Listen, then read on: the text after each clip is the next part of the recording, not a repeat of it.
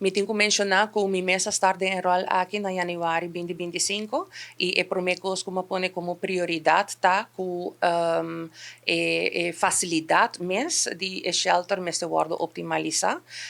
Aí chega na momento durante a ano de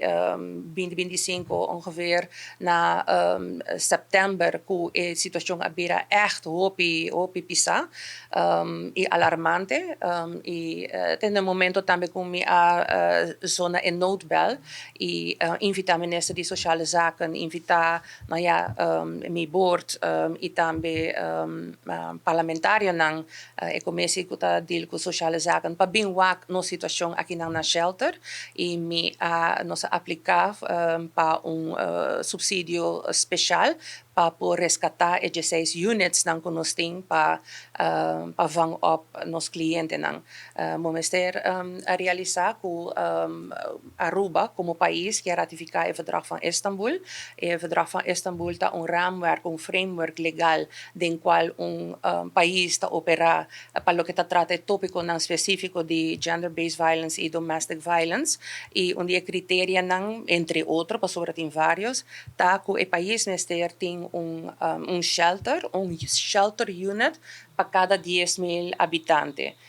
Nós temos 16, dus in principe nós está arriba bom caminho. Sin embargo, nós mester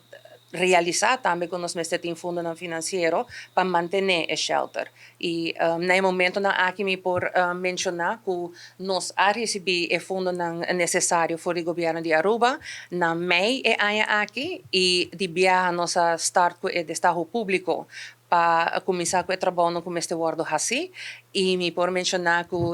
já luna próximo o contratista vai start com o trabalho e vai start com nos main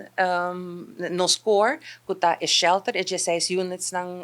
vai começar a trabalhar budget e nós tá primeira e nós explicar um timeline de 3 luna den qual o trabalho na mester queda claro. Em verdade, desde januário nós nota vang op hinenang na nos shelter. Sin embargo, me espera que para fim de ano nós lo por celebrar uma reinauguração de FCVR su shelter.